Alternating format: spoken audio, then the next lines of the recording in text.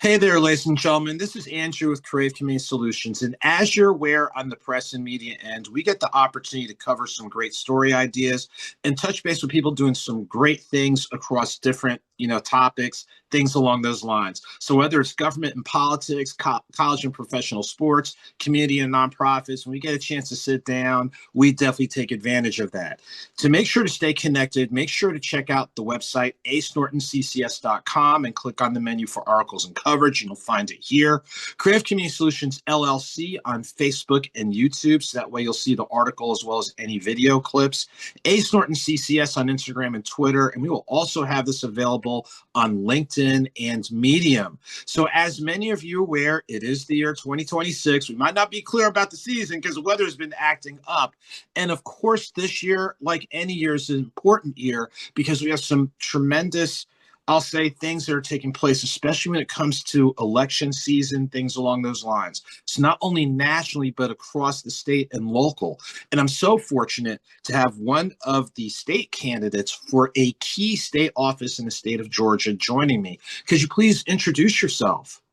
Yes. Good morning. I'm thinking of the time. Good morning. I am Dr. Takosha Swan, and I am running for Lieutenant Governor of Well, Georgia.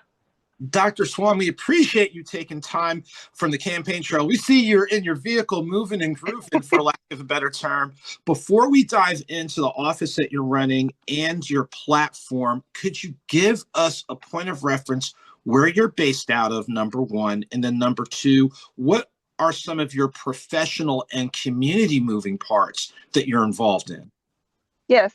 So I'm right outside of Atlanta. I'm just about 20 minutes outside of Atlanta, in Rockdale County. And a little bit about my community service. It really has started when I was a little girl, and that would be in church. So I did a lot of community service with church. My grandfather was a pastor. Of course, my grandmother was the first lady and the choir director. And so we would travel and sing all throughout the community, sharing the gospel with the community. And I would also provide those services, singing and things from my schools that I grew up in, my high schools, all throughout my childhood. At the age of 17, I enlisted in what was called at the time a delayed entry program, and that was in the military. And so my public service continued and my community service continued, but it was upgraded from local to national. And I left for the Army as soon as I turned 18, as soon as I graduated from high school. About a month later, I was gone to basic training in Fort Jackson, South Carolina. I actually grew up in Ohio. My family is from Georgia, but both of my grandfathers migrated to Ohio to look for better jobs, and they found that and created a good life for us. But I believe it was God that brought me right back here in Georgia at the age of 19 to continue the legacy that my grandfathers started. One was raised in Swainsboro, and the other was raised in what they call Rydell, Georgia, near Cartersville. And so I served in the military and was in the military during 9/11. So I went in 2000. 9/11 happened, and in 2003, I was in Iraq, and I went to war in 2003. And thank God I made it back safely. Lots of things I did over there in Iraq, but just to focus on my community service, after serving in the Army, regular Army, I went into the Georgia Army National Guard to serve Georgia specifically. And then Hurricane Katrina came. So I went to war, and I also served during a national disaster because the Georgia Army National Guard did support Hurricane Katrina as well. From there was a lot of volunteering that I did as a veteran in the military communities. I continue to serve the National Guard, the families, uh, service members during, ceremonies, promotions. I was always there to volunteer with things like that. And fast forward in 2016, 2017, I ran for office. That was my first time running for office. I was called into this space. I've always been a public servant. So as I look back, it makes sense that this is where I am today, but it's not something that I thought that I would be growing up. I looked at myself as either becoming an attorney and a singer were the two things that I was looking at. Did go to law school, but didn't complete it because I ended up running for office and I chose to that path instead. And ran for state office, did not win, ran as a Republican in an area where there were more Democrats, and so they chose the incumbent. However, while I was running, uh, Governor Kemp was running. He was Secretary of State at the time. And so he was running for governor. And we met during that time. And I ended up actually helping his campaign when it came to veterans. They called me all the time. As a matter of fact, when he did his very first press conference as the Republican candidate for governor, I was standing right next to him. And so, although I did not win my election, fast forward, a friend of mine sent me a message and said, I want you to apply for a position on the state board for veterans. At the time, I didn't have a lot of knowledge of appointments, but what I knew was that that must be God, because for to work with Governor Kemp on his to work with his campaign to support veterans, and then months later to turn around and receive a message from someone who did not know I was, helping them when it came to veterans, send me a message and say, look at, apply for this appointment from the governor for veterans. So I know that I was the only one that was able to, put on my paperwork that I stood next to him when he did his first press conference for veterans and supported his campaign for veterans.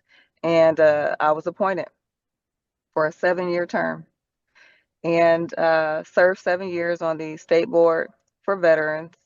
We have close to 700,000 veterans. That's not including families. We are in the top 5 states for a population of veterans.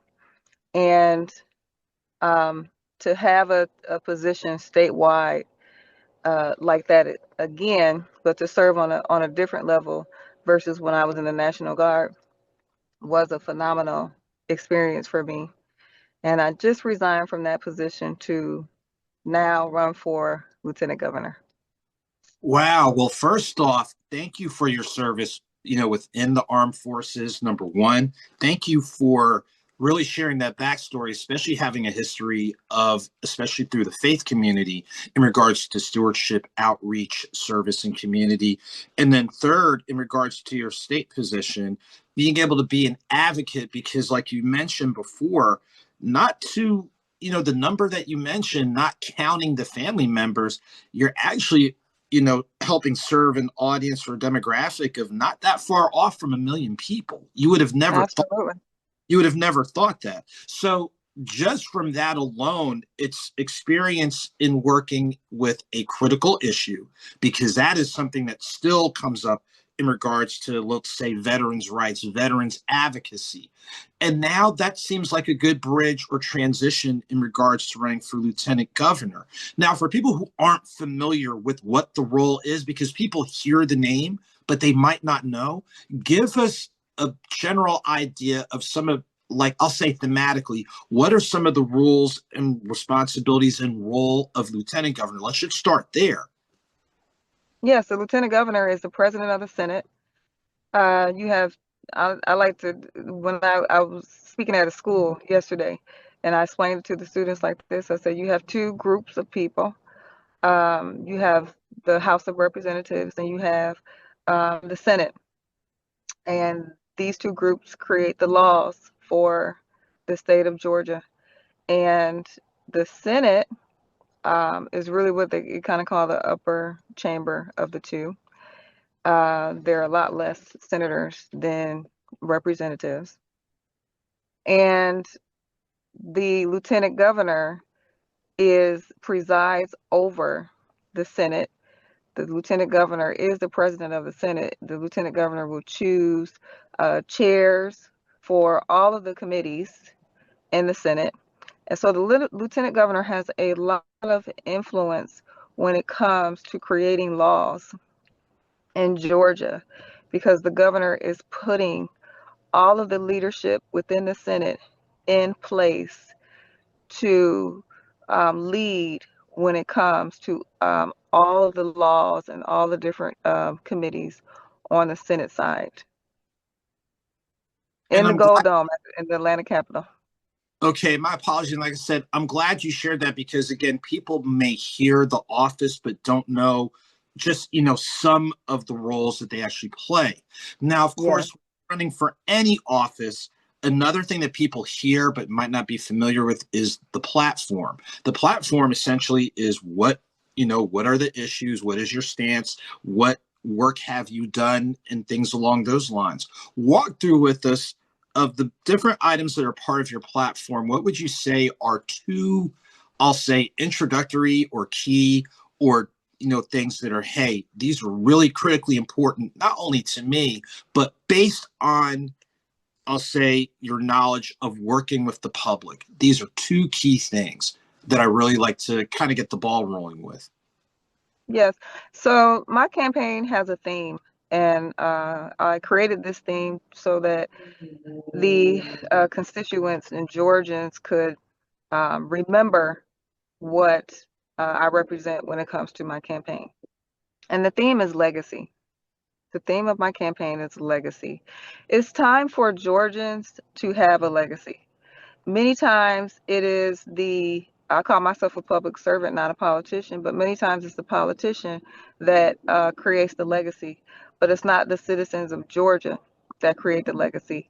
And so now it's time to have someone like the lieutenant governor role who would have lots of influence in creating legacy for Georgians. And I start with land and property. So we have Georgians who work all their lives to pay off their homes and to pay off their land. Yet you still have property taxes.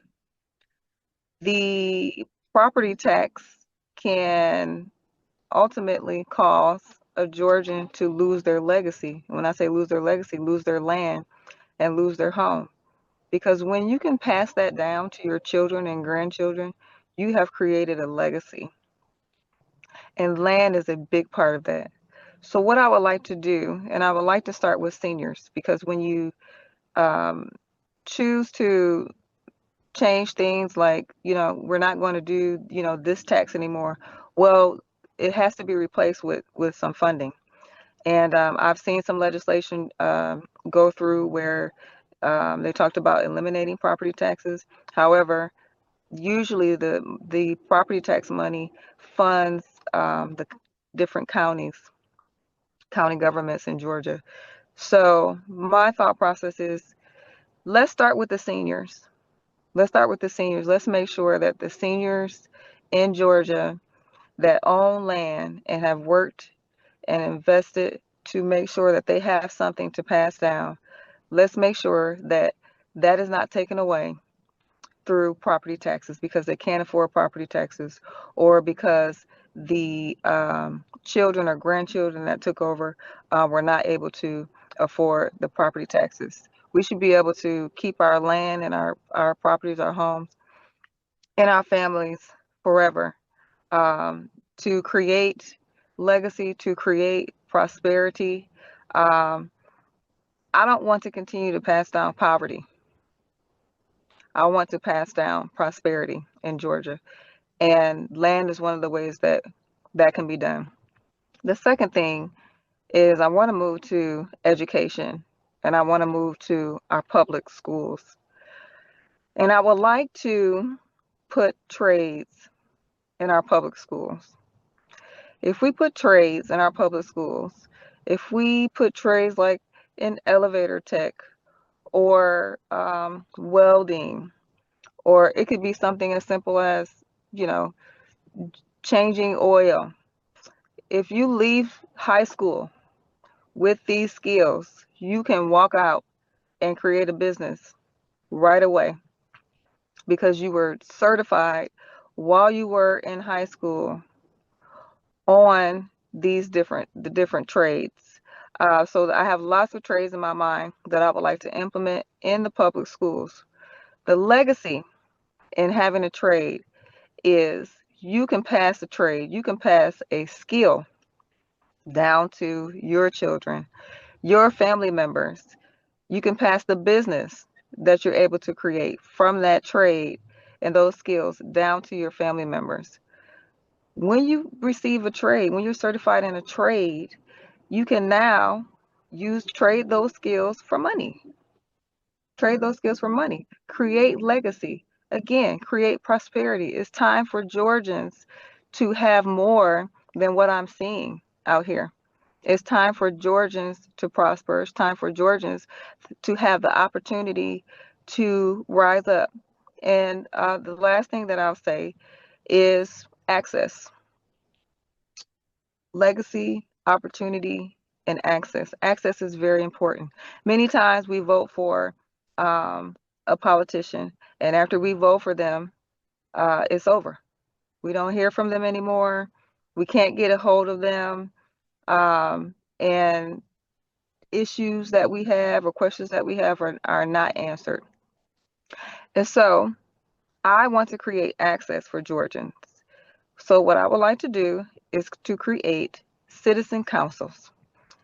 So we will have regular citizens who are active in their communities, and we will create councils and make sure that when laws are being created, that the council, they get the opportunity to see those laws, have discussions about those laws, and bring that information back to me as Lieutenant Governor and to my team so that we can make sure that we are considering the voice of the people, of Georgians, before we vote for a law and before we move forward and saying, okay, this is complete, this bill is complete.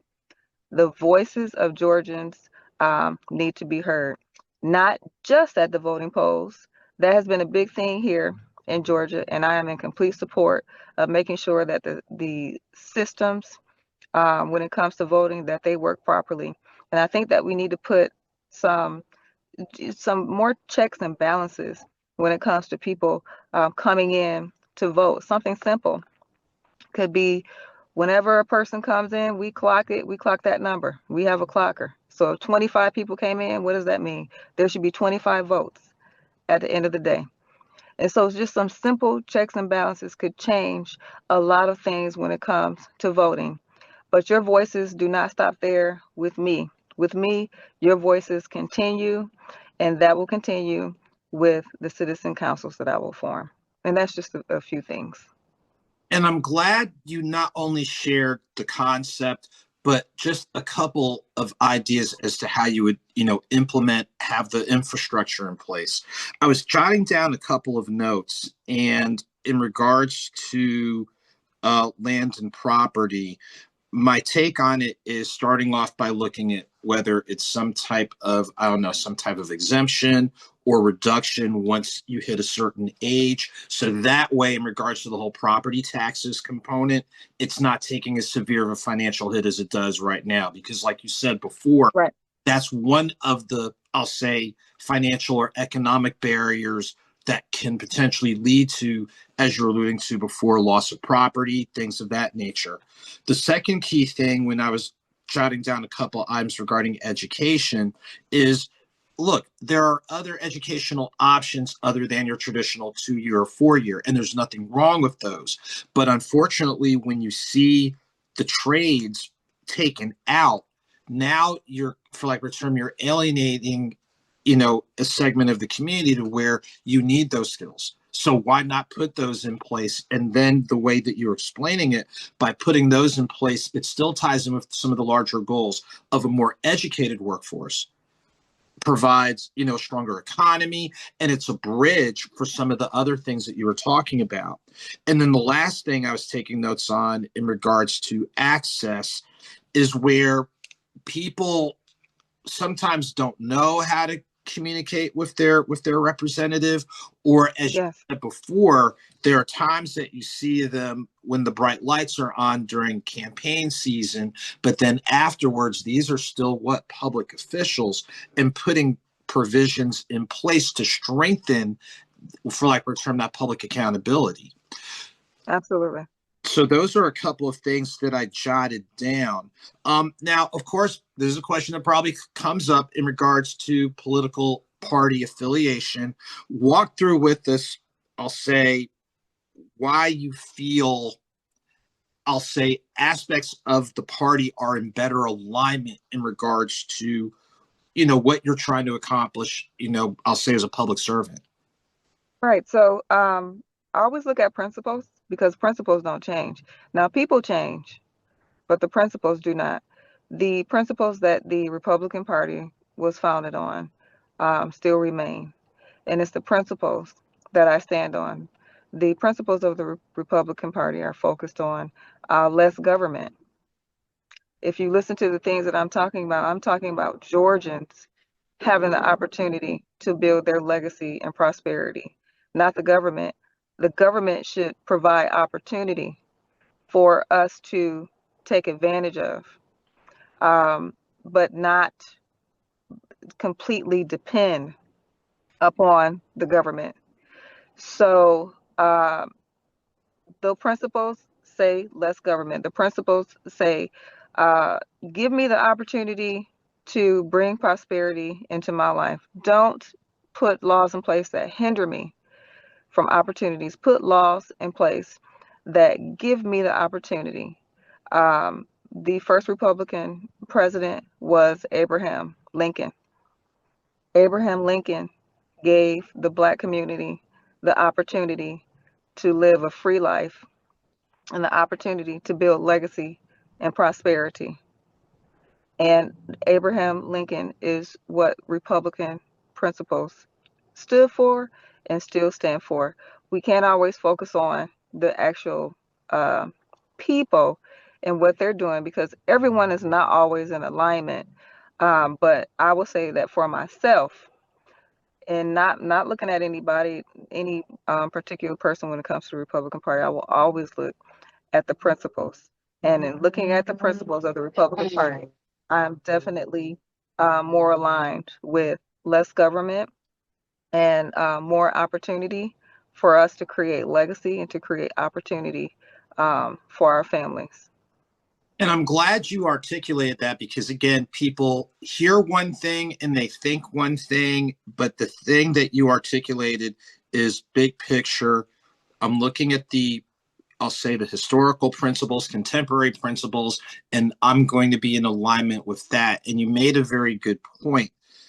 Can't always account for people, but you can account for principle. And if you're going to, for lack of a term, be focused on being as principled as possible, and of course, with the things that you talked about in your platform, that's something that people definitely need to pay attention to. And speaking of paying attention to, as we get ready to tap into the last couple of questions, based on what you shared before on your, I'll say, your work experience, your public servant experience, your platform, and again, the principles that you are running on, what would you say is one thing that constructively separates you from other candidates, regardless of their party? Well, what I would like to say is that, some of the other candidates are senators, and one is a representative, and I think that people would look at that as, well, they have, more experience because they're actually in the Senate, and the lieutenant governor is the president of the Senate, and I understand that. However, the lieutenant governor is a statewide position, and you want to connect with a candidate who has experience statewide. My position in the military was nationwide. And then my position with the Georgia Army National Guard was statewide. My position on the State Board for Veterans was statewide.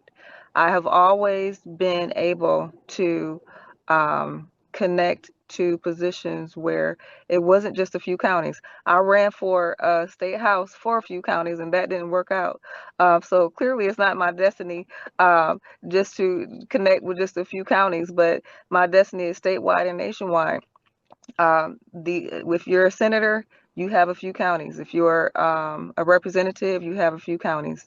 So definitely a big deal when it comes to experience that I have statewide experience.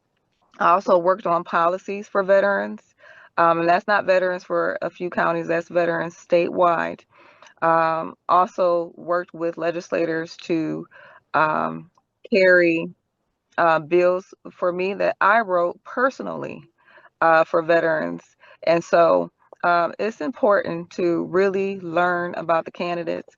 I was looking at Chat GPT the other day, and I asked Chat GPT, who are the candidates for lieutenant governor?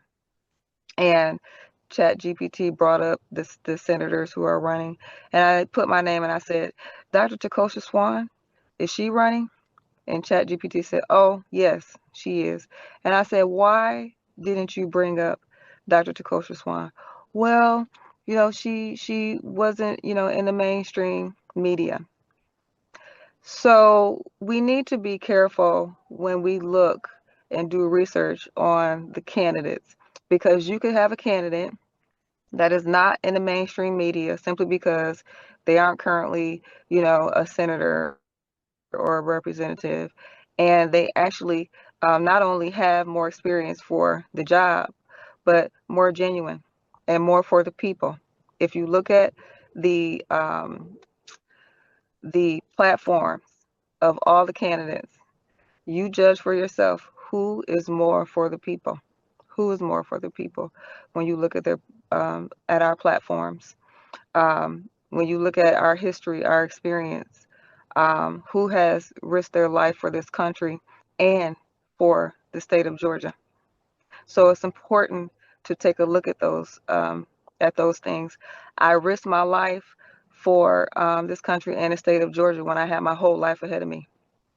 I was only in my 20s, and I left for the military when I was 18. And so it's important to look at that. And I'm still here today, still looking for an opportunity to serve the people of Georgia.